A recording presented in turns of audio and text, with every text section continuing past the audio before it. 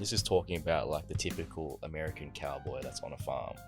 And he doesn't have one of those big American cowboy hats, but he has so many cattle on his farm that are assets, producing not only more cattle, but also milk, cash flow every single day. All right. Oh. What? Was that a cow? This was not planned.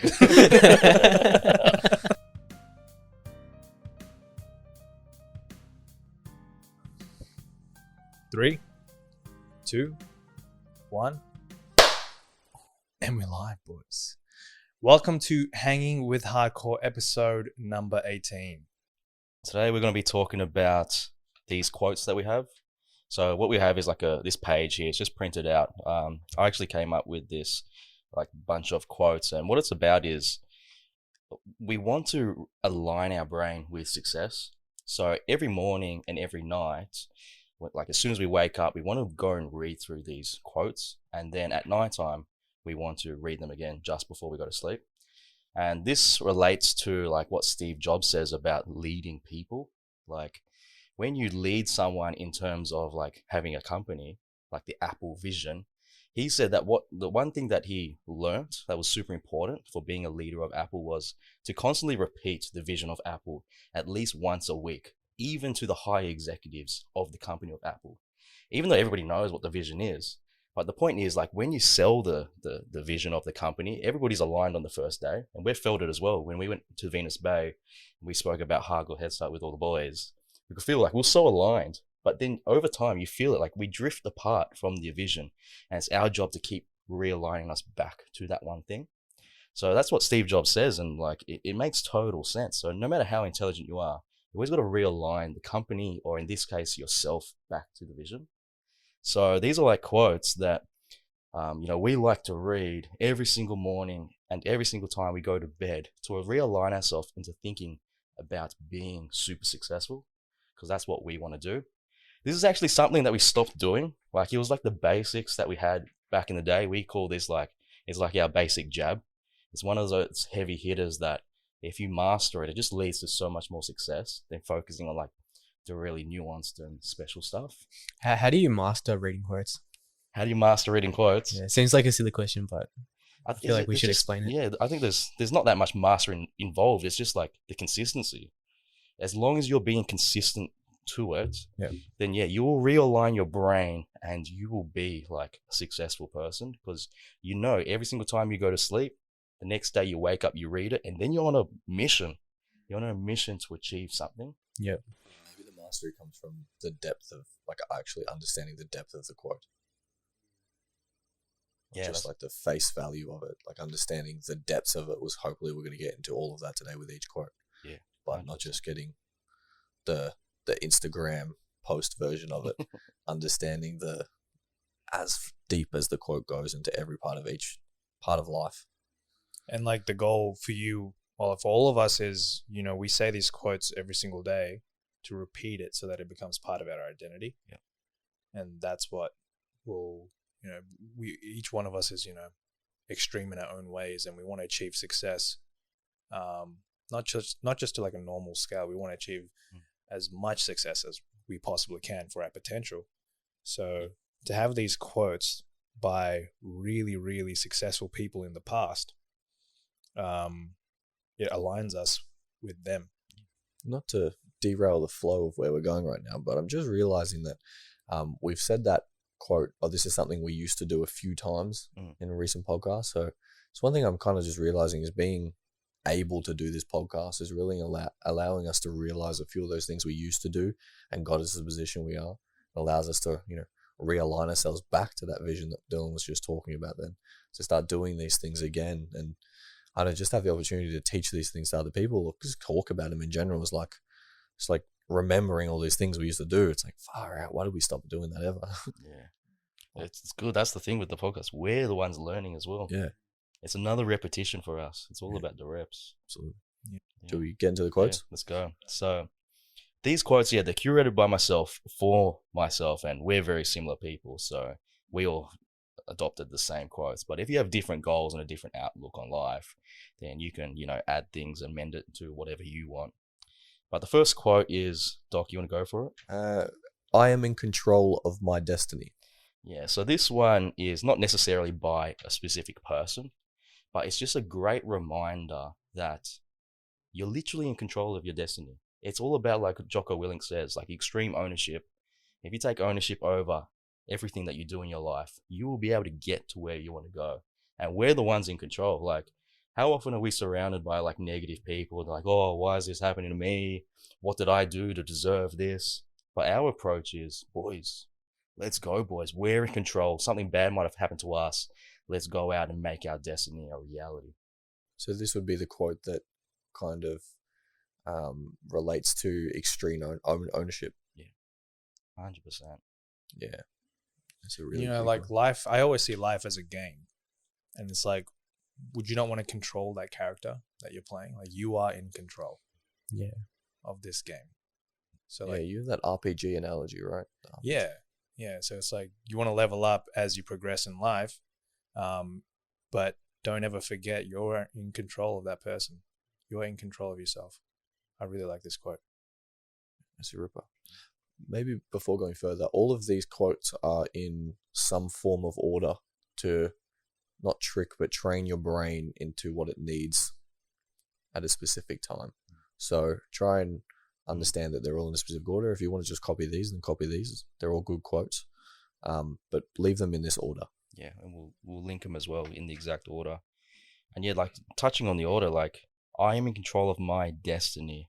That's like such a good one to begin with, because then it allows you to open up and then absorb all the rest of the other quotes. It's like that quick reminder straight away, because like sometimes at the beginning of the journey, like I was just reading it for the sake of reading it, just because, and it became just another task.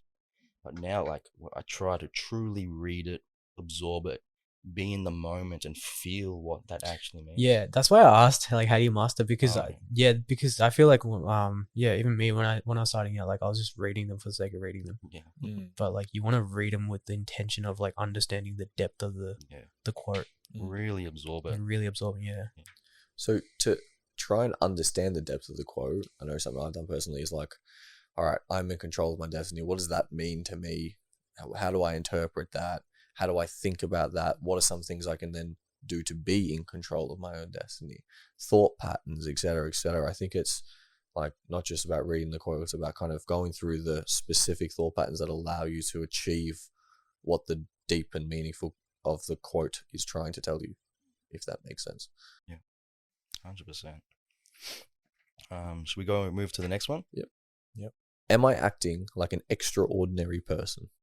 So I think a lot of the time, a good thing is to mix these things up with questions. So this is another example of, it's not necessarily by somebody, but it's like a question. I feel like when we lead with a question and ask it to ourselves, it like opens up our psychology to really actually think about it, and it allows us to go into that depth. Whereas if we just said be an extraordinary person, it's just like, okay. But if you question it, look at yourself in the mirror and say, hey, am I, Dylan Weston, or whatever your name is, acting like an extraordinary person? You're actually asking like your inner self, and then your ego will get attached to that.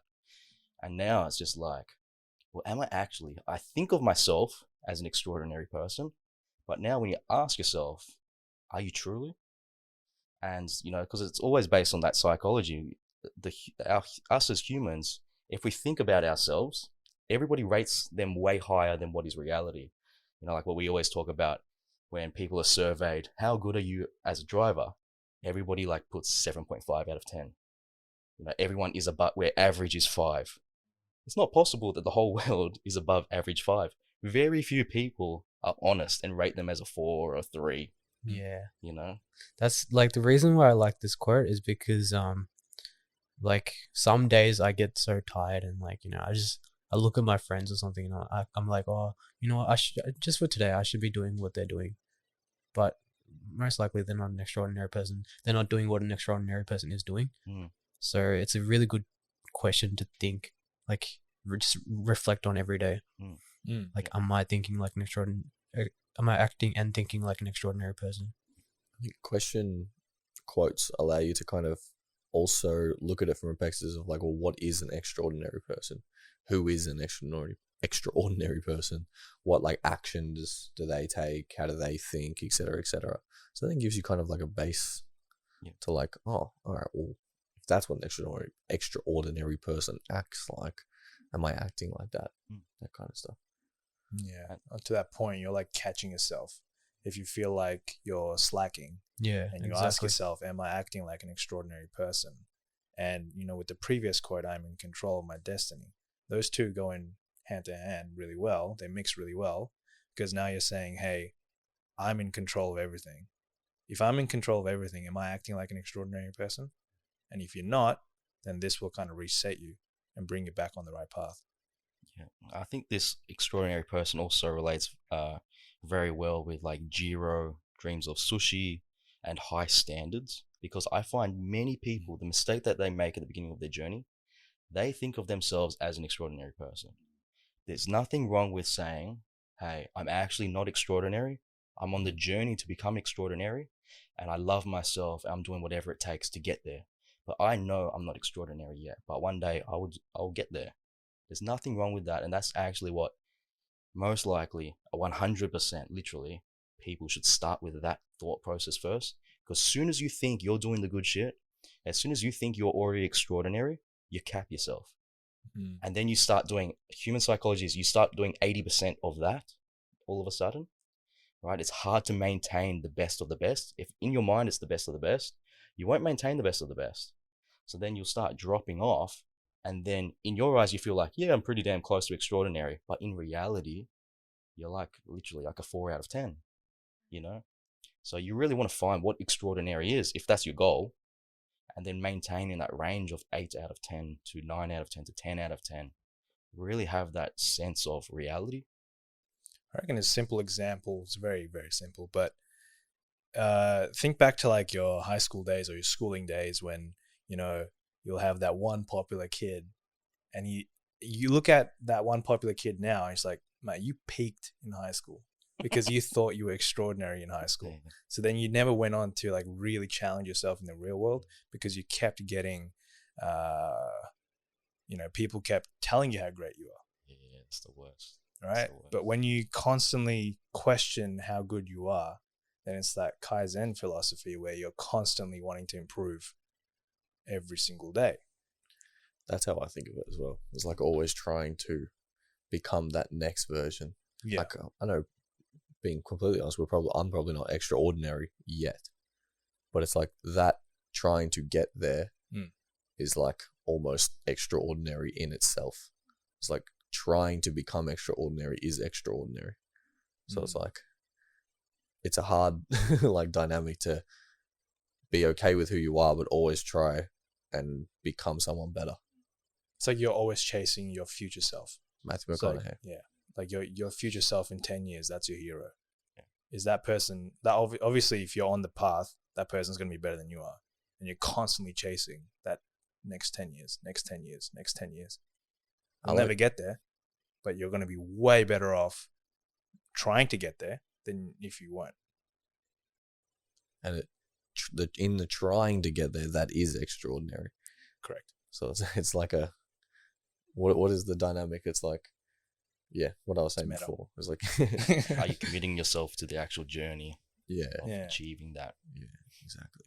Yeah. So I think at the end of the day, it's really coming down to like self-awareness, self-reflection, self-criticism that we spoke about in the podcast a few podcasts ago, honesty. Yeah. And, so that's why it's in question format. So you can ask yourself like, am I being an extraordinary person today? Yeah. Is it a way to like just audit everything you're doing as well? Yeah. Yeah, for sure. It's like a checklist. Yeah. I like that one. Let's go to the next. This is probably one that everyone's heard before. Empty your mind, be formless, shapeless like water. Now you put water into a cup, it becomes the cup. You put water into a bottle, it becomes the bottle. You put water into a teapot, it becomes the teapot.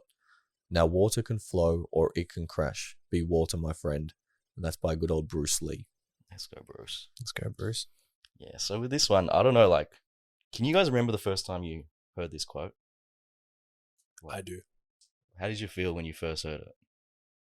I was like, wow, this makes so much sense. It gave me shivers, man. Oh, Yeah. the way he said it as well. Oh yeah, Yeah. his delivery. Yeah, his Yeah, delivery was it's insane. amazing. This is Actually, I so do remember. simple, Yeah. yet it makes so much sense. The bit that's always stuck with me is "Be like water, my friend." Yeah. That is just like, The delivery, whoa. simplicity, and how true this is. Mm. It just hits all three. I think I was a kid when I first heard it. Mm. But when I first heard it, I didn't really think too much about the quote. But the way he said it, he was just so passionate about it. He was like, "Empty your mind," and his eyes like popping and shit. It's probably like from like some Chinese philosopher as well. He probably stole Yeah, it. probably. Yeah, Probably he definitely put his own spin on it. Yeah. If it was true. Curated and Yeah. brought it to the masses. When I think of Zen, I think of that quote though. Mm. I have for a very long time. Yeah. Just always. Yeah. So the reason why I like really wanted to add this one to the list, and it's third, is just the realization. I feel like the system, in terms of the education system, is always training us into just being specialized in one thing. And if you find out, like we were talking about last podcast, it's about getting so many different foundations of knowledge, wearing so many hats, and becoming above average in all of these fields. And if you can become average in all of these fields, that gives you the ability to see the world for what it is. Once you can see the world for what it is without bias, then you actually know how to build and be successful in that world. So you need to know a little bit about everything. And you never want to put yourself in just like one thing. You want to be like the water. You want to be able to go in and be like the cup, and to be like the teapot and all this stuff. You need to be able to go in and be like that, because everyone puts themselves in like, oh, I'm just I'm just an engineer and all I do is engineering. Well, how come you're not learning economics? How come you're not learning about the law? How come you're not learning about investing? How come you're not learning about psychology? How come you're not learning about all of this stuff? Why are you just focusing on the foundations of an engineer? You're actually, if you just do that, it could be any field, you're actually becoming very weak. I feel like maybe a good example is Joe Rogan talks about all the time in terms of actors and comedians. They focus on their craft so much, and that's how they get ripped off in the business world, because they didn't have the ability, or the foresight to look into those other foundations. How come? And, they're like blaming all these business people and all of that. Well, you can argue they're actually providing you a bit of value because they're bringing you the stuff that you don't know. And yeah, some are very dodgy, and they, push their rate of money that they take from you. It's not really fair. But, well, it's a flaw that you had. How come if you fixed your own flaw, you wouldn't need these guys to begin with? So you need extreme ownership over that. And just with Hardcore Head Start as well, like I was just thinking, hey, if I'm going to be one of the main leaders of Hardcore Head Start, well, what is your actual job? My actual job is to become a teacher and a mentor, and to try and replicate many, many versions of myself. Because if there's only one guy, you're going to be a bottleneck. So you need a team of very sophisticated individuals to go and build the things that we want to build. So we're going to have to adapt. We're going to have to be everything. We can't wrap our ego up. Oh, I can't do that task. That's below me. Oh, I don't want to learn that because no, I'm just more towards this, and I'm on this side of the spectrum. I don't want to focus on the left side or whatever it happens to be. We're going to be fluid and bend with the times, and especially when the world adapts and it constantly, technology increases and all of this stuff. Every 5 years, the world is a completely different place. We're going to be like the water and move with the time. Yeah, that was the word that I've always returned to. This is adaptability. Yeah. Adaptability to every scenario, in any scenario possible. Life will throw some wild things at you. You got to be able to be adaptable. I think the real, like, one of the beauties of this quote is that it actually relates back to our true essence and nature as human beings. And that is, it's all about evolution. We have literally adapted and evolved over time, over many, many, many centuries, many, many thousands, millions of years, for us to get to this point as human beings, talking to in front of the mic, which goes on the internet, and then more human beings can consume it, right? That in itself is evolution. So imagine if, bacteria didn't adapt and we didn't evolve from bacteria. It's like, if we've been evolving this whole time, why are you stopping now? left behind. Yeah, 100%. That's deep. The next one. The more you learn, the more you earn, by Warren Buffett. Yeah, this is a ripper. I just like how catchy it is as well. Mm. But it's so true. It's Mm. coming back to the Naval. Naval, he says it in a very complex way. Specific knowledge. The more knowledge sets you have, like we just said before, the higher you are going to be ranked in society, because the more value you can provide, which the more value you can provide, the more you're going to earn.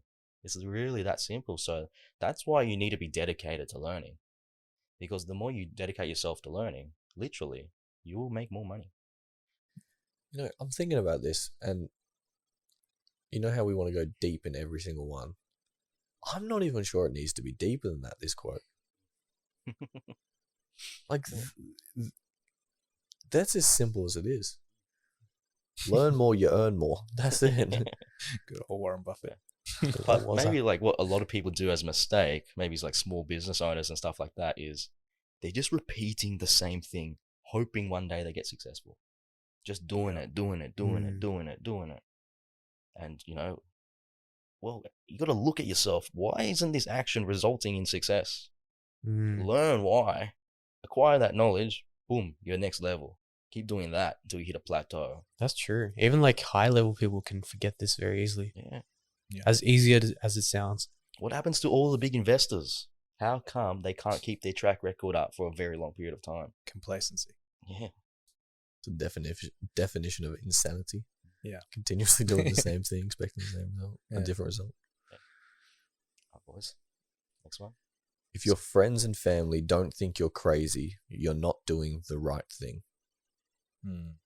This one's like so important at the beginning, especially when you go on the journey of like becoming the best you and obtaining that head start and working really hardcore, especially if you're not from a wealthy family. If you come from a wealthy family, they get it. You'll be praised for working hardcore and going crazy. Every time. That's why we like to hang out with wealthy families. Well, none of us are from wealthy families, but why do we feel aligned with them and we have so much fun with them? Because we feel, we're now the same family. We have the same view on the world. So it's really hard, and that's why we really wanted to start Hardcore Head Start, was to build our own little bubble. Because when you go on this journey, you're going to start to realize, oh no, I'm going to actually have to cut off some friends. It's really great to say to them, hey, this is me. This is what I've learned about myself, and I want to change, and I want to grow, and I want to be the best version of myself. This is your invitation to come along with me. And you say it in such a loving way, and you don't attack them, and sometimes they need their own amount of time to realize that for themselves. Everybody learns at a different pace. But, and say to them, hey, you don't have to go on the journey with me now. But one day in the future, if you ever decide to, let's do it together. But you're going to find out, especially if you're from a normal school, 90% of all your friends that you thought were friends, there's just going to be such a big power gap in terms of knowledge that then they're just talking about things that are just become so boring to you. Yeah, that is a hard thing to understand, is like when you then try and reintegrate back into the friends, if you get any point, or try and do both at the same time, you quickly realize that it's just not fun anymore. It's really, really difficult. And then it gets, I'm not sure, have you guys found this as well? It gets difficult to not teach. So then you always seem like you're preaching. Yeah. They feel attacked by it. Yeah. Like all your knowledge falls on deaf ears at that point. And that's why we talk so much about community and surrounding yourself with like-minded people. Because once you do that, you will never feel lonely, and you guys can all progress together on similar goals. Hence, Hardcore Head Start. How many times have you guys heard, oh, you're different now? No shit, I want to be different. I know, someone told me that. Someone told me that a couple months ago. I was like, a month ago. I was like, oh, what do you mean by that? Like, explain that to me. They go, oh, you got wider. I said, like, I'm fat now. I was like, what the fuck? I gained weight. I was like, are you sure it wasn't one of us? I was like, it might have been. I was like, shit. I thought that was going to be a compliment. And it was like backhanded as shit. I was like, well played. I didn't see that coming. You got me. Did they call you an Augustus? No, they didn't call me an No? Augustus, but they may as well. That's what I was thinking the whole time. Fuck, you think I'm an Augustus? But Let's go gloop. hearing you're different now is better than hearing you're the same now. Or you're the same as before. Unless in your case, but like I don't want to hear them wider now. But you know, when Wider. people say that, I feel like they're threatened. They're threatened by you. So they're like, why are you so different now? Hey, I'm not comfortable with this you. Yeah. It's like a reflection on themselves, yeah? And you can feel in the moment as well. It's like, oh, you're different now. You're like, why? Or you're wider. But there was like, in between that moment, it's like they had the ability to say, oh, you're just different. You look more mature. You've grown. Exactly. But then that passive aggressive accidentally slips out because they can't control their mouth. And it's like, you're wider. Like, I can't say you're fat, but what's a little bit more better than that? Or you're wider. It's not even. It's the stupidest shit I've ever heard. If you But think you see about it- the value that provided zero value.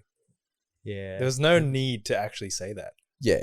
No, I think that's Unless you were joke. like really, Oh, yeah. and then like, Okay, I think it was just an and then it like, and then it's like, you know, motivating him to like get back into shape. Right. But you're not. You're in good shape. I feel like we went way off course with this one. It's just like a small example as a joke. No, I'm kidding. I'm kidding. Actually, on this Then we point got though, there. on this point though, like a couple of weeks ago, my friends, my school friends, they kicked me out of the group chat because I wasn't responding or anything. Let's go. Let's go. Congratulations, bro. Thanks, bro. Well done. Yeah, so I was pretty cut for it, like on the night. I was like, "Fuck, these guys coming out. What the fuck?" But then I was like, "Oh, you know what? I don't give a fuck." Wait, how long These guys ago are was stupid this? anyway.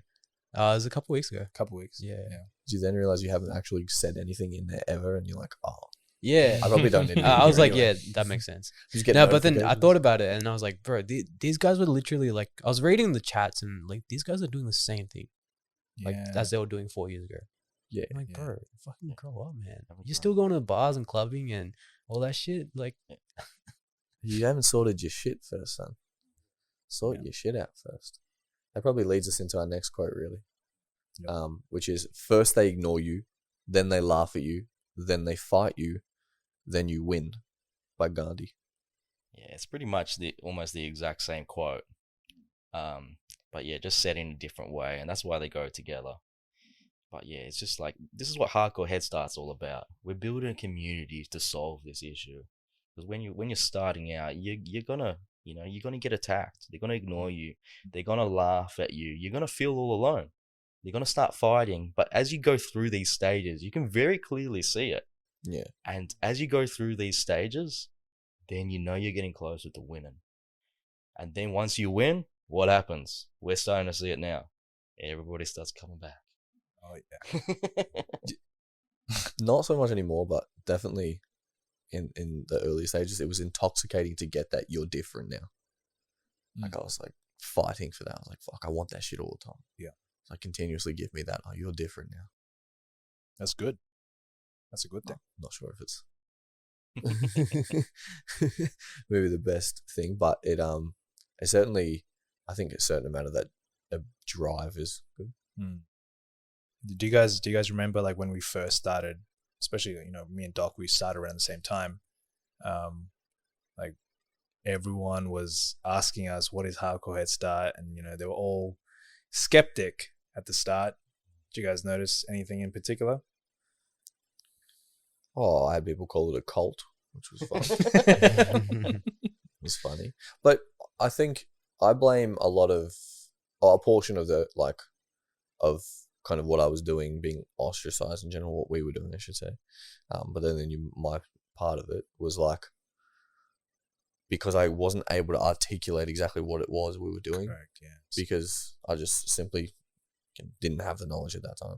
So it was like, I think a lot of the trendy word is hate or some shit. A lot of the hate came from just not understanding and the inability in myself to help them understand. So it's like, if I was better at that, then it would have been lesser of it, because what we do is a big deal and we have changed many, many of lives. And if I had the ability back then to be able to explain that to people, then a lot more people could be in the position that we are now. Yeah. So although there's a lot of that, I do try and take as much extreme ownership for it as possible. Yeah, I agree. But I think it's the people from like the outside as well that like you just don't talk to, and then they just immediately they're like, "Oh, this is a crock of shit" or something. And you're like, "Hello, we got a podcast, please." Yeah, I'm sure a ton of people assume that still though, but they're just ignorant. Yeah, because we do have a lot of content out there that they can look at. a little bit. I mean, wait. Like, Yeah, no, but even now, I'm sure there's still people out there now. Yeah, sure. that assume that. 100%. I think another thing this quote is trying to tell you is to think long term. Is always stay the course, think long term. Don't give up short term, because that's the type of person Gandhi was, right? Always long term. It's like that meme where that guy's digging for the gold, Yeah. and he gives up right next to the gold. Oh, mate. Breaks me every time. Yeah. I also just want to add, like, when you think about this quote, like, I hope people don't like think of other people and like have this anger towards them, like, oh, these people are gonna laugh at me. Like, we should love them. We should still love them. We should read this quote, understand that's gonna happen, and then still have love for them. Oh, that's a good one, man. That's a really good one. Because at the end of the day, we have to feel sorry for them, right? Exactly. Because there's just a lack of knowledge on their behalf. You got to be empathetic towards those type of people that haven't had the same fortune that we had of being on this path. And they being with probably didn't like-minded face their people. fear. Yeah. By doing what we did. I think we're in a specific case where then you win is not an individual win. Well, there is an individual part to it, but by us actually winning long term and in total, the people we care about, the people in our lives have to win. Correct. It's like it's there's so much skin in the game for us, but the only way we can win is if we help all the other people around us to win. Exactly. Yeah. So if there's like people potentially out there who are like, oh, I don't get this hug or head start, I don't get what he's doing, and on all of our side, all of our cases, there is not a person that we have that has come back and said, oh, sorry, I didn't get it back then, and then we have then turned away. Everybody. We help everybody. That's what we do. It's what we love to do.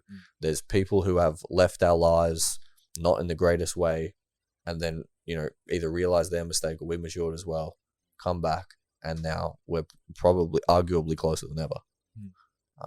But it takes work on both sides, I believe. Absolutely. And like when G was saying about the fear, it's like going back to that quote of, am I extraordinary? It's really hard to look yourself in the mirror and say, oh shit, I'm not extraordinary. I actually suck. You gotta face your fears and no, oh, I actually suck. I need to progress, man. I need to do some work.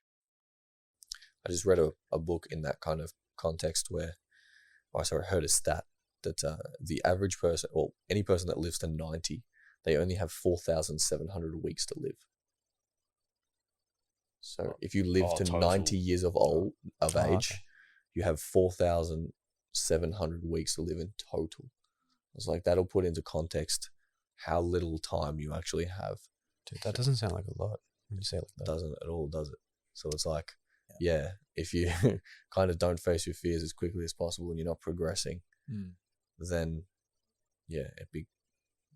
time runs out really quick. Yeah, if you could see like a wall of like a calendar of all the days you have to live, if you can like visually see it, guarantee you're going to take action. Feel scared. All right. Next one, boys. All right. I don't have a big hat, but I have a lot of cattle. And this is from the book The Millionaire Next Door. But I reckon this is a ripper. This is talking about like the typical American cowboy that's on a farm. And he doesn't have one of those big American cowboy hats. But he has so many cattle on his farm that are assets, producing not only more cattle, but also milk, cash flowing every single day. Oh, rat. Oh.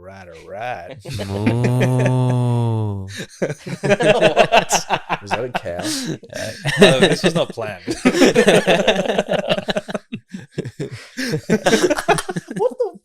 I just felt like I don't know I why read you cattle moved and I was like, I need to say that. Dude, I don't know if that was a cow either, bro.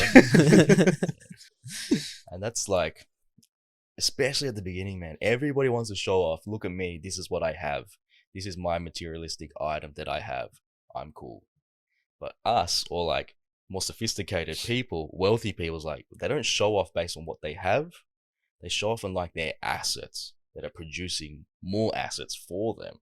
So, you know, they have money working for them while they sleep. That's the stuff that you actually want to show off. Once you understand the game, you realize you want to own fewer things and you want to own more assets.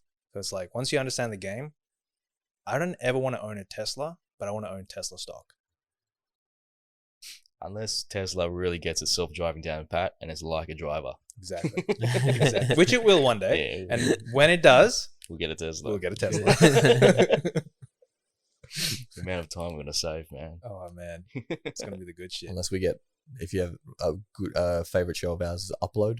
Ooh. Imagine it gets that good, but then it starts getting hacked. If you've seen the TV show, Oh, yeah. Don't say that. they get into an accident. I'm just saying, boys. Got to think of all scenarios, you know. Yeah, that's true. You can hack a normal manual car anyway, too. Yeah, good point. Moo. Well, we just get cows instead. Yeah. Cows. I want to ride a cowboy. Yeah. Dude, imagine someone misinterprets this and they get cows. Dude. One boy's going to sell all of his like technology stocks and just get cows. no. He's like, the hardcore boy said it. Dude, that would honestly Hardcore be boys. the funniest thing. Hardcore boys. Yeah, we're hardcore boys. Dude. But coming back to the quote, it's like you're not playing status games.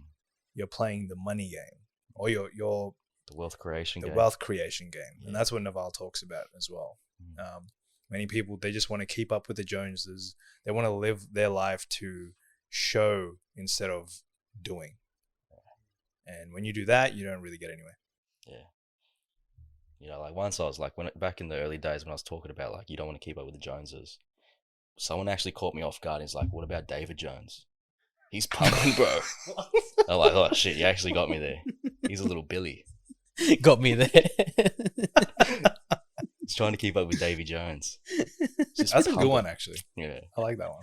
Say that to Gary Vee. He'll be like, who the fuck is David Jones? Dude, I'm zooming in on your face.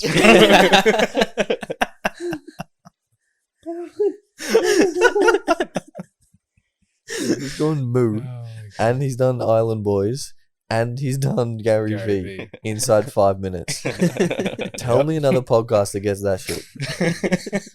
This is the best shit. He's a jack of all trades. He's moving like water.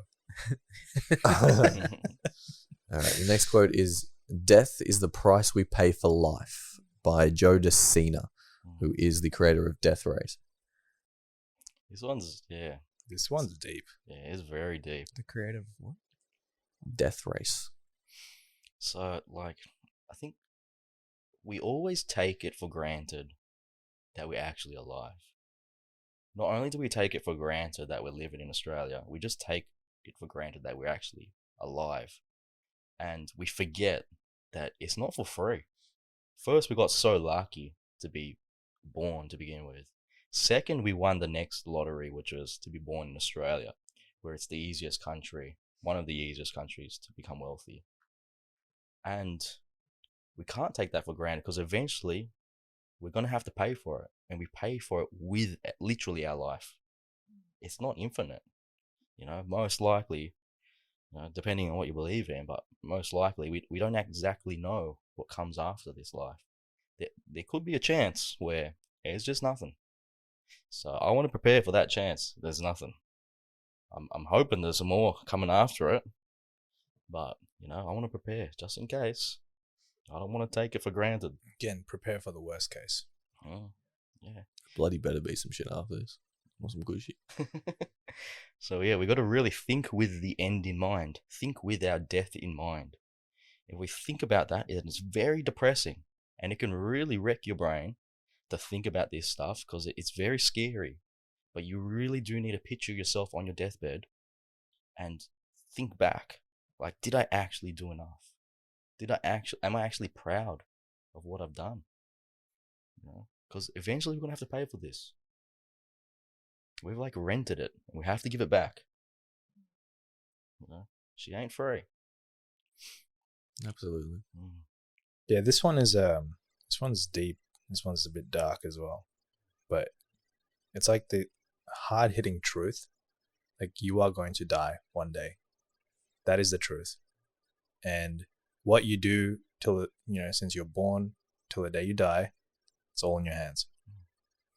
And as well, like, it's good to focus on the darkness, because the world is not all sunshine and rainbows. And like what Jordan Peterson says is, life is extremely tough and brutal. It will knock you down a million times. And if it hasn't knocked you down yet, I feel sorry for you, because you might not be prepared. And I actually doubt you're prepared. If you're in this world where you feel like it's all easy and, oh, it's all positive and all this stuff, soon, boom, it's coming for you. And it's going to hit you down. You got to be ready for this shit. Yeah.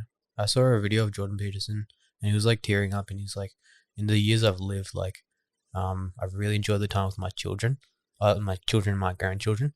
And then he was saying, like, if when you get to this age, you're going to realize, like, I should have enjoyed, like, all the time that I had that was good, that there was, like, nothing wrong. Yeah. I should have enjoyed all that time. I heard, we saw that video. I think it was this guy interviewing someone that's 100 years old, I'm pretty sure.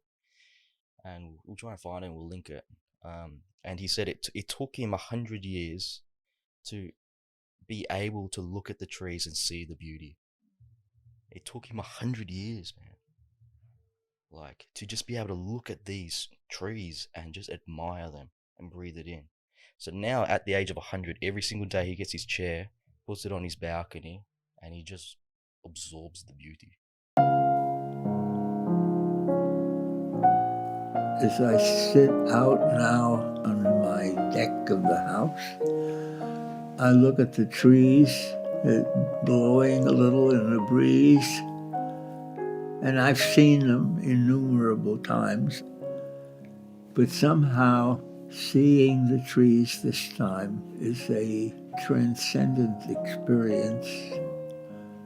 I see how marvelous it is, and I think to myself, I've had these here all along, but have I really appreciated them?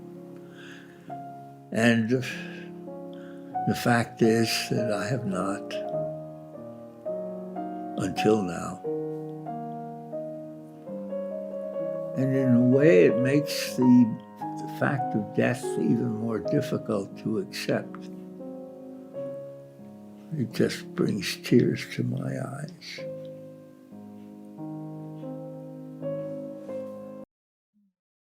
And like we have that every single day. And now his perception of time is probably slowed down a bit. He's probably rushing because he knows it's about to end. But his day to day, his 24 hours in the day probably feels longer than our 24 hours in the day, because we're not that present. I know I'm definitely not that present. I'm so in the future. I'm always thinking about the future, and it's going quick, our days. So like, you ever feel like when you're young, especially like when you're in primary school, time just felt so slow? Oh, it's the worst, man. I think that's because we're more in the moment. High school for me as well, man. That was brutal on the brain. Yeah. That was borderline torture for me. I don't know about you boys. Yeah. High school, It felt like every single moment of it. The last 6 years we've been doing this, it's like a blink. Yeah, it flew by. that's crazy. It's a blink, and it's like 2021. I've been out of school for 6 years. You guys have touched longer than that, and we've been doing pretty much what we've kind of been striving to for the entirety of the time. And I can tell you firsthand, I barely remember any of it because it's just gone that damn quick. This shit races, man. And by all accounts, it gets faster when you're older. What the hell? I reckon a good exercise would be if you want to get some perspective of what it's like to live your life till the end, just watch some videos on YouTube of people interviewing people that are in their 80s, 90s. But what you could also do is literally just go to your parents and ask them, what are your regrets? Go to your grandparents, I reckon. Yeah, grandparents, yeah. What are your regrets? And they'll tell you. I watched a video about that similar thing with like old people on their deathbed talking about their regrets. Fuck, that shit made me tear up real quick. It's like we had more opportunity than the people in this video did. And even they're saying like small things that just they regret not doing just because they didn't understand the value of like how little time they have. They didn't understand that this shit doesn't last forever. And there is going to become a time where you don't have the mental faculties or you don't have, you know, the physical ability to do things. And it's damn well heartbreaking. So if people knew the knowledge that we have in our brains right now, I think they'd work their ass off to get in the position that we're luckily have, because they'd probably be doing what they want. They'd have less regrets overall, and I think that's pretty much the goal, isn't it? To be as content and fulfilled at the end of your life as much as possible. Be happy with every decision, as many decisions as you made. It's not going to be 100 of them, not going to be 100%, I should say. It's going to be as many as possible. But yeah, like I was speaking to my grandma as well. Luckily, she's very healthy, and she's probably got another 10 years, you know, if everything goes well. She's like 93. She still drive and walk and very healthy, can do everything. Her brain's 100% there. But the thing is, she has witnessed, like, and I asked her, like, what is it actually like going through and seeing all of your friends die? Like, she's got no one left. It's hardly any. It's like, it even makes me want to cry. Like, the way she explains it, it's like the tough thing is like supporting your friend when they lose their mind. And you got to rock up there every day with a smile to make their last moments in life, you know, special. And you have to absorb that pain.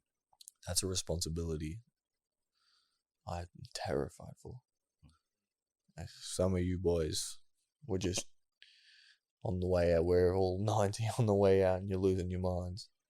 That's why we got to become cyborgs, boys. Right? I don't know how I'm going to deal with that shit. Yeah, it's going to be tough. I think, for me personally, I think there is something beautiful about dying. Like, I personally want to die one day, because I feel like it's coming back to that. You're going to take it for granted if you don't die. So for me, like, I do want to. I don't want to be short, but I think it.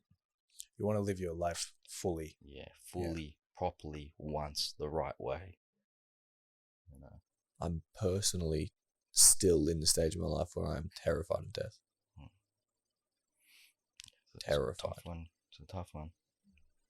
And I know as a kid, I used to wake up like during the nights in like hot sweats, and like I've over the years, for many times I tried to, you know, meditate on the idea of death, and I only see a black screen. That's it, screen, but like just black, nothingness, and that scares me. And I'm not sure if it's the black nothingness that scares me, or it's the fact that I didn't do enough until I got to that black nothingness that scares me. That I haven't worked out yet, but I'm working through it. And it's a tough one, man. It's a really tough one. Yeah, she gets me. There was this really nice video. This is how I think of it as well. But there was this really nice video of Keanu Reeves, and he was on a talk show. Yeah. And the host asked him, what do you think is going to happen after you die, Keanu Reeves? And he's like, I don't know what's going to happen after you die, but I know that the people that love you will miss you. Yeah, it's beautiful. That dude is wise beyond He's a ripper. what we deserve sometimes, that man. But you think about that and you're like, fuck. Just spread love. I hear, I'm not sure if you guys would have heard this example. I'm not sure the person, but on his deathbed or when he was dying, he realized that all the small things, it might have been from the movie. Was it Schindler's List? All the small things, like spending money on a watch or spending money on shoes or something like that. He just looks at his watch and he's like, this was 3 people. Yeah. He looks at his car, it's like, that was 50 people. Yeah, that's what it was.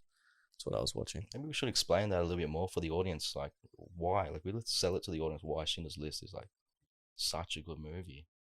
It's like, because the Schindler's List is actually real right now. People don't realize it. Like, the story is with Schindler's List, like, you know, when the Jews were, you know, becoming slaves and stuff like that, you could buy a Jew for, I think it was, what was it, like, I don't even know how much it was, but I think in today's money it was like $500 or something. It was so cheap. You could buy the rights to a slave.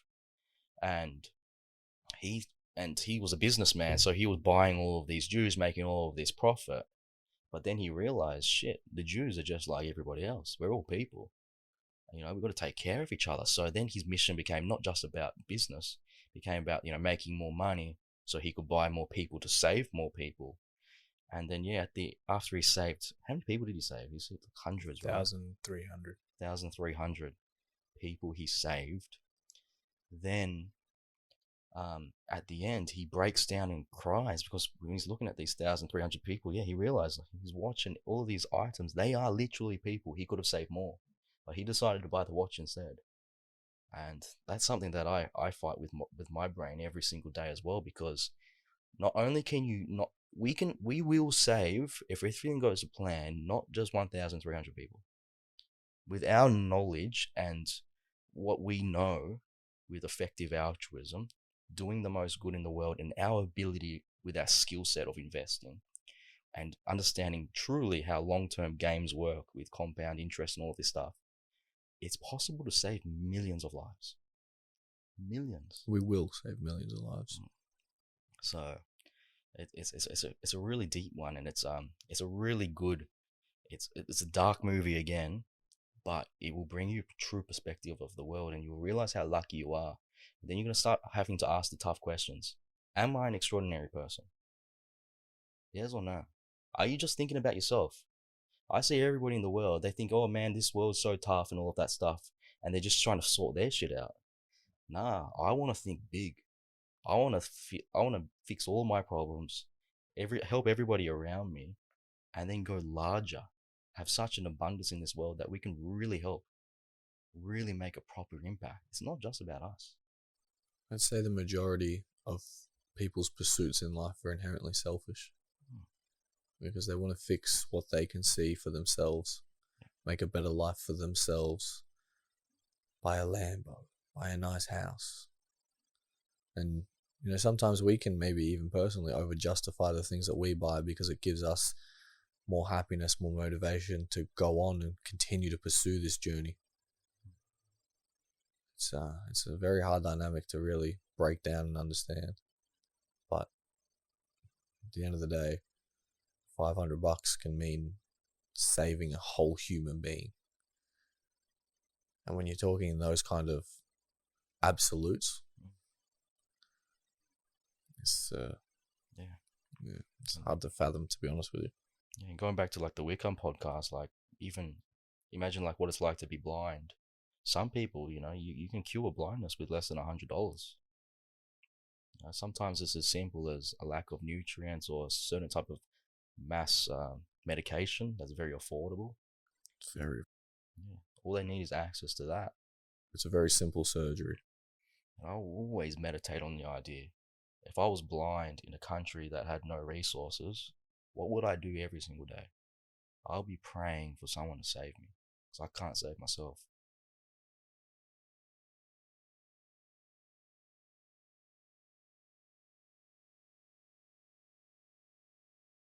It's a deep one. Let's move on to next. I like that silence. The silence of people is going to be impactful. It helps people realize this shit's serious. Alright. Damn. Work is a rubber ball. If you drop it, it will bounce back.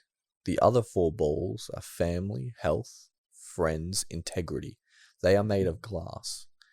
If you drop these, it will be irrevocably scuffed, nicked, and perhaps shattered.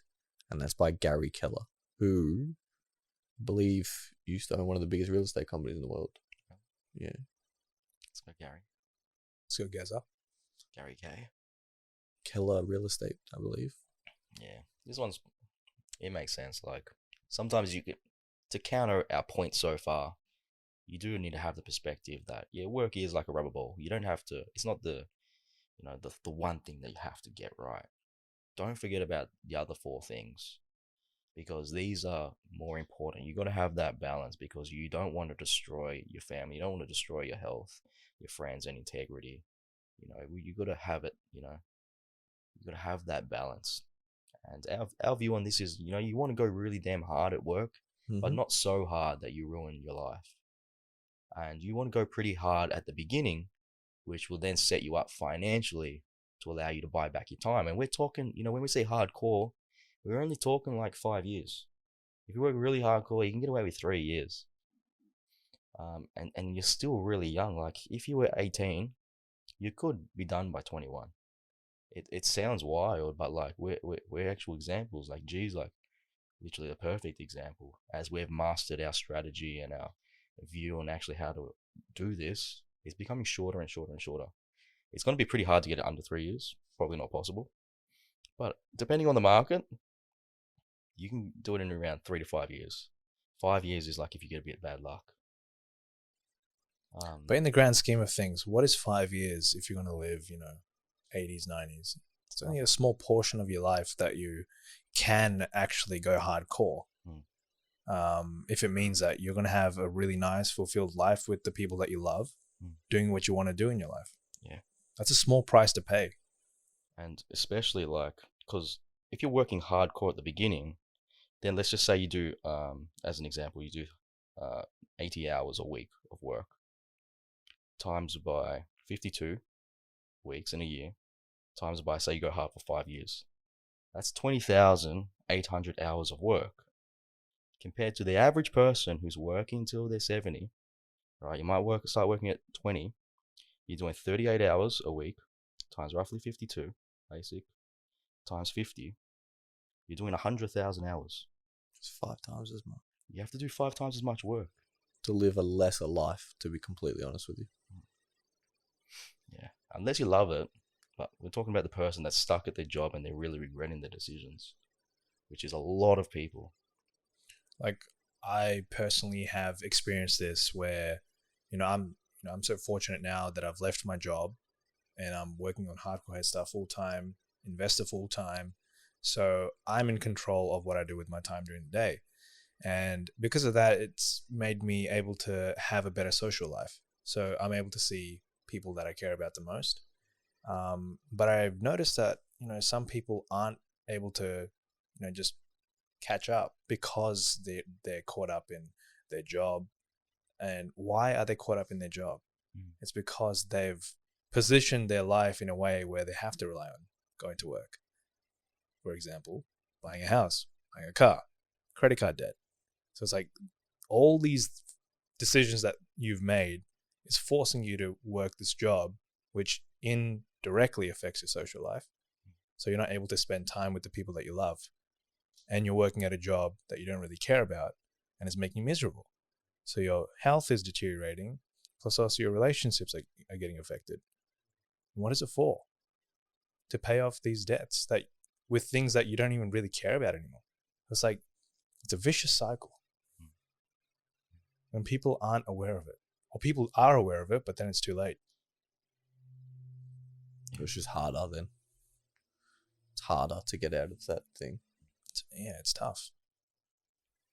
This quote as well, it really made me think deeply about my relationship with my grandma. Like, when I was working really hard, I wanted to cut out everyone, including my family, on purpose.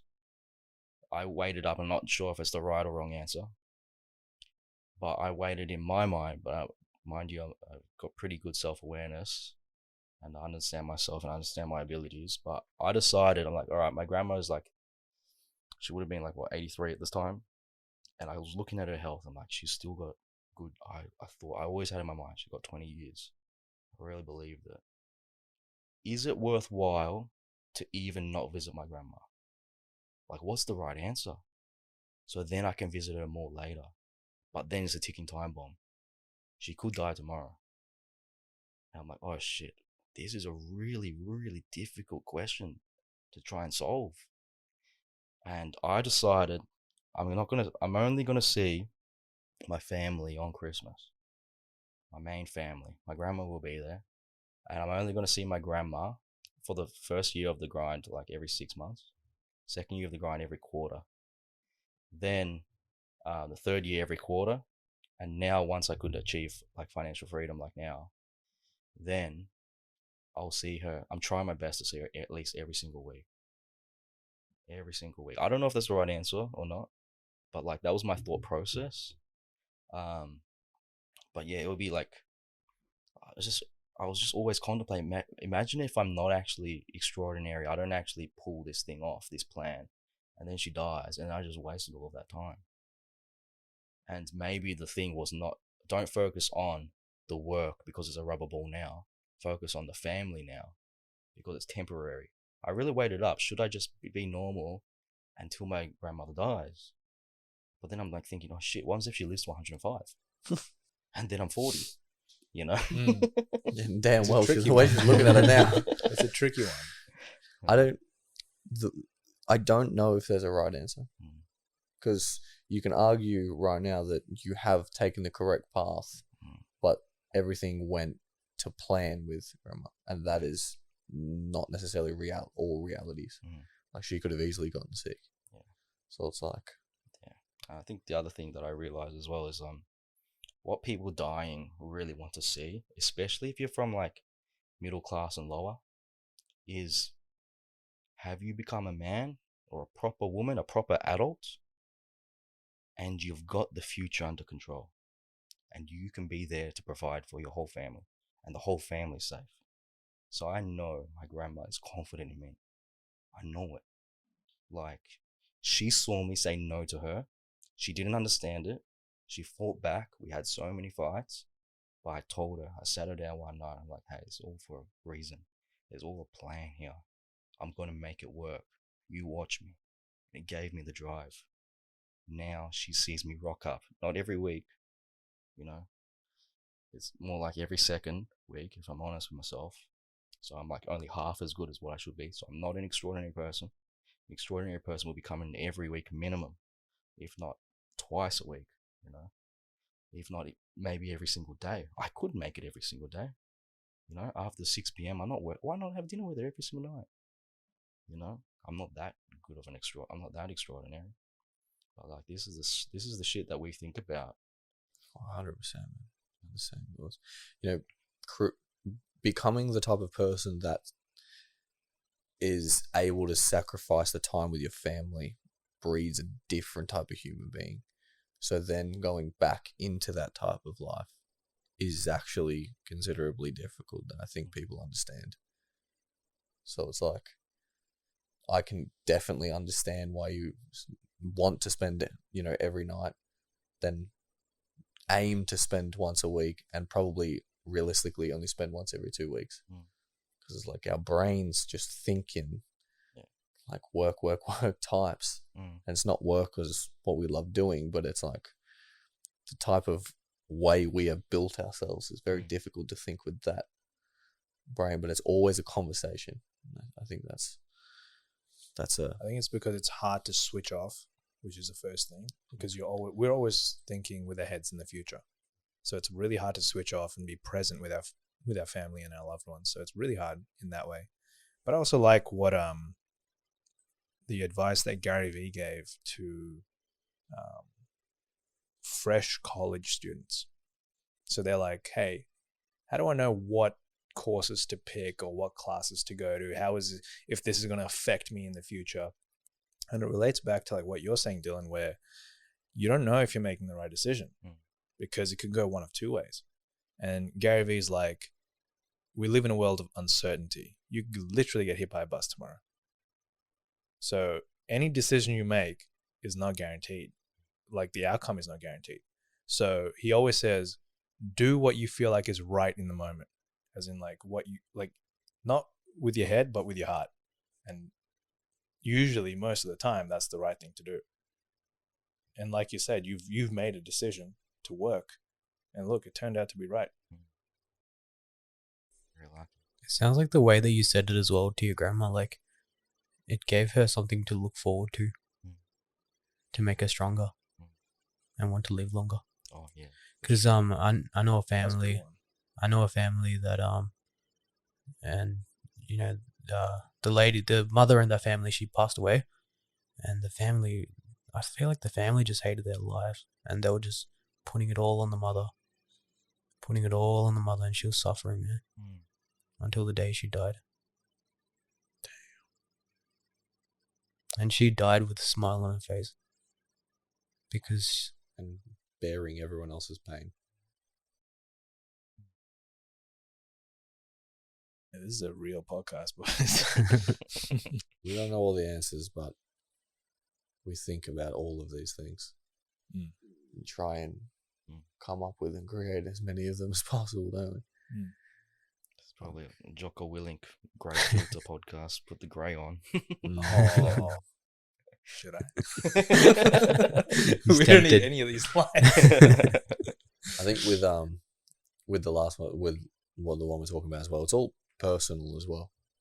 So it's like if you're not trying to do what we're doing, you just want to do a little bit better than the average, or even the average in general, then maybe the decision to sacrifice the first 10 years of your grandma's last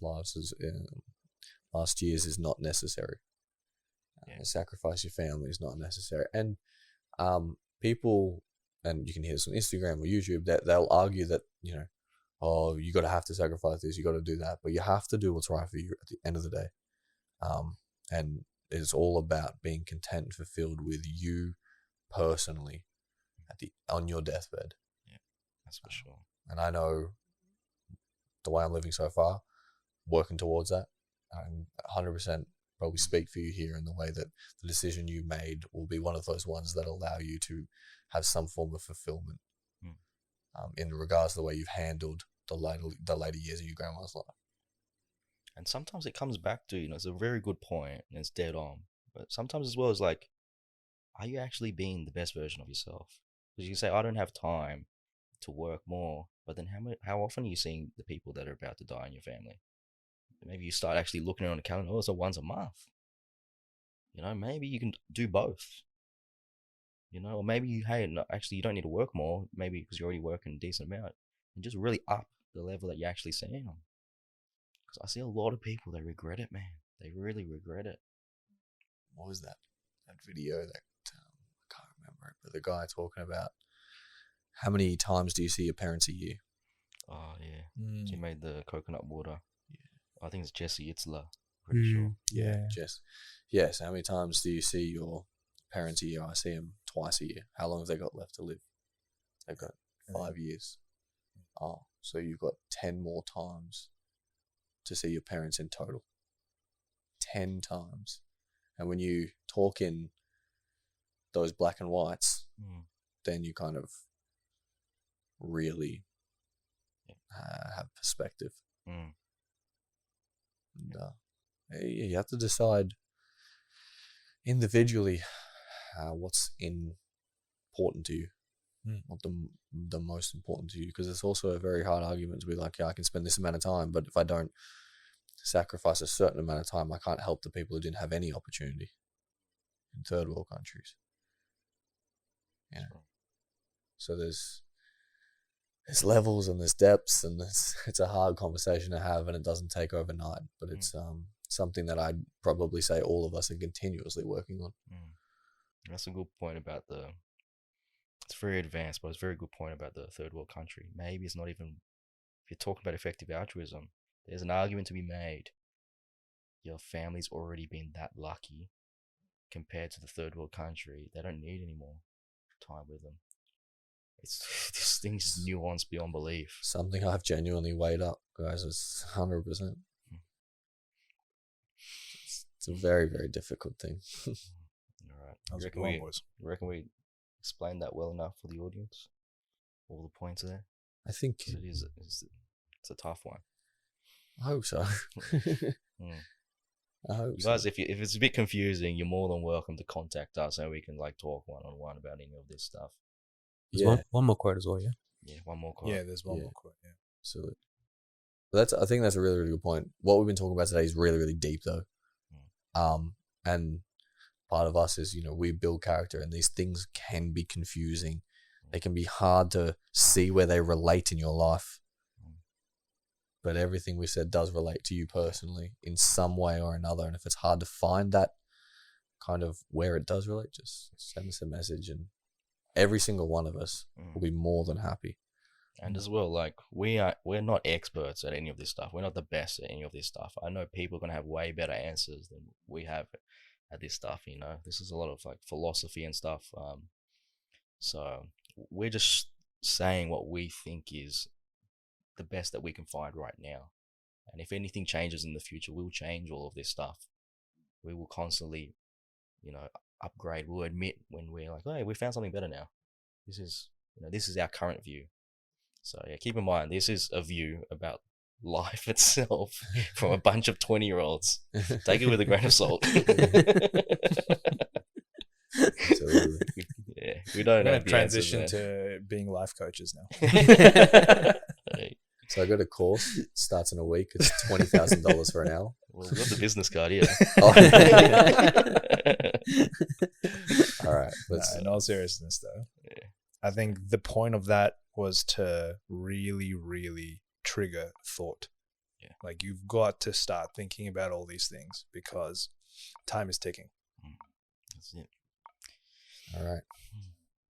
Next The one. last quote we have for today is, if you can't explain it simply, you don't understand it well enough. And that is by our favorite crazy head, Albert Einstein. Let's go, Grandpa. The reason I put this one in there is it's relating back to, hey, if I'm going to be like the water, like Bruce Lee said, the way to double check if I'm on the right track is to think, am I explaining it simply? If I'm not, it means I don't understand it well enough. If I don't understand it well enough, it means I'm faking it until I make it. So I needed to look at myself and really understand, shit, am I worthy of being a mentor? Am I actually, do I deserve this role? And I made sure, like, I really only wanted to come out because, you know, like, my story was, when I started this stuff, I deleted all social media. I went all in. Knowledge. I only came out when I truly thought I was ready. And we have a saying, like, if you ever got a good idea or you think you're ready and the idea is ready or whatever, wait like 3 months. Because there's probably going to be a flaw there. And honestly, like, looking back, I did wait 3 months. I thought I was ready. I probably should have waited another year. You know, maybe 2, maybe 3. You know, so yeah, that's like, it's just something that I really like to ask myself. Can I explain it simply? Yes or no? If not, damn, I got work to do. I need to level up. Back in the day, of like when we're talking about, you know, friends or cutting off friends and them not understanding, this is what we're talking about. Like, I didn't understand it well enough to be able to explain it back then. I couldn't explain it simply, and part of our job in mentoring and stuff like that, but it is selling the things that we think are right for a lot of people. Selling is a big part of what we do, so we have to be able to tell those stories, and to be able to tell that story, if you don't know the ins and outs and the depths of something, you can't do it justice. And then if you can't do it justice, people are not going to be able to resonate with it, and then you won't get anywhere. Yeah, and when we talk about selling, it's just saying it's based on communicating why something is important. That's what we mean by selling. Proper selling. Yeah. Scamming you. Yeah. On Doc's point, like, it's a very simple quote, but this fucked me so much in the past, in the sense that, like, I always felt like I understood something, but then I never could really explain it. So I'm like, once I read this or understood this quote, I'm like, fuck. I'm always thinking now, like, if I if I think I understand something and I can't explain it, then I don't understand it fully. So I get back into the books or get back into the video and try to learn more. Especially, like, you know how we talk about all the Olivias and Augustuses and all of that. Especially in the investing world, They think they know exactly Oh how my everything God. works with investing. Oh And I'm my just God. like, bro, explain how the Federal Reserve works. Do it simply to me. Good luck. Good luck. Dude, I can't even do that shit. I'm not gonna sit here and say I know because I don't know. None of us know. None of us know. Dude, it's fact. It's That's very specific word. complicated. It's fact. If you don't know, admit you don't know. It's like quantum mechanics. If you think you know, you probably don't know. What is it Don't about- be an Olivia that knows it all, because chances are you don't know it. People just they have to always say something just to be heard. They don't actually want to add value. They just want to be that person that seems like they know all the shit. Dude, yeah, as well. Like, why do you, like, when you say something, some people, they just fight and defend back. They put their shield up and they think they use all these words. And then when you hear the words, like, dude, none of those dots connect. That doesn't make any sense. But to outsiders that have no knowledge, it's like, oh yeah, he knows because he fucking said it with conviction. It's confusion. It's not understanding. There's a difference. Dude, I regularly hear sentences that I'm like, none of that. You're not saying anything. Like, there's no substance to that shit. It's just like the art of. It's like a smoke bombs. Boom! Big words. Yeah. Oh, that's the good shit.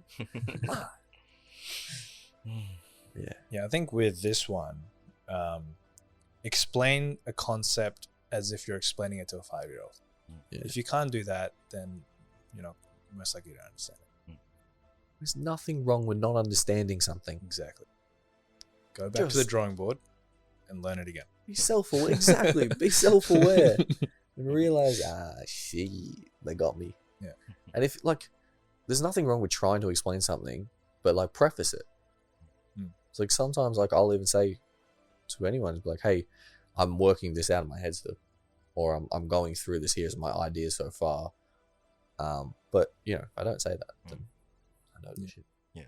So it's Or you preface could literally say, hey, I don't know this, but let's learn it together. Yeah, it's a good one. Because you have Google. Just Google it together. All right, what a banger. I think that was 10 quotes for today.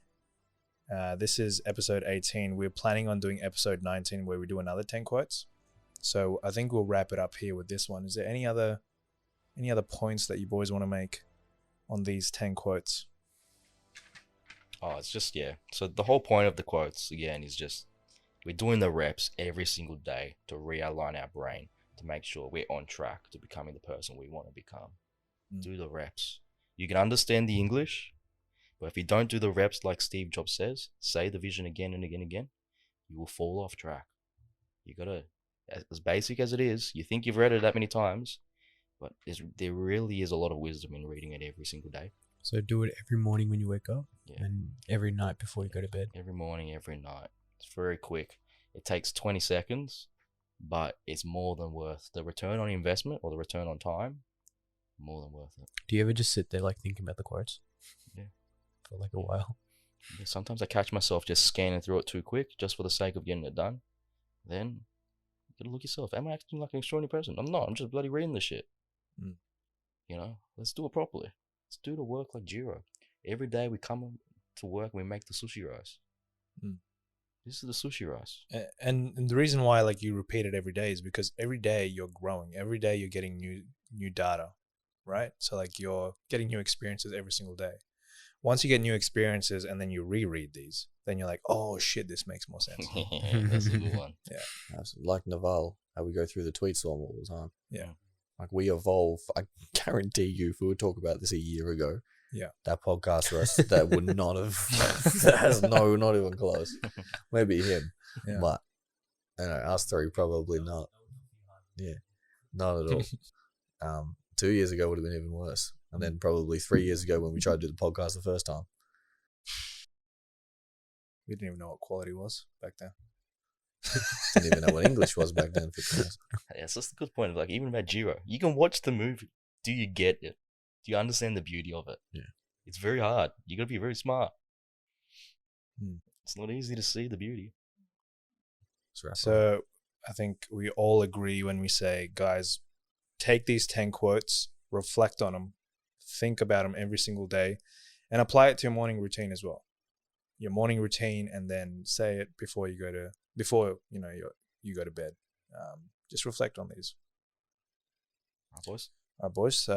Thank you guys for watching episode number 18. Episode 19 will have another 10 more quotes that we practice on a daily basis. So stay tuned for that one. That will be coming out next week. But so far, this has been 18 weeks. We've been smashing out podcasts every single week. So be sure to like, comment, subscribe, share it with your friends, and hit that notification bell because we put out an episode every week. And on that note, shall we back it up? Pack it up. Back her up. Back her up, sons.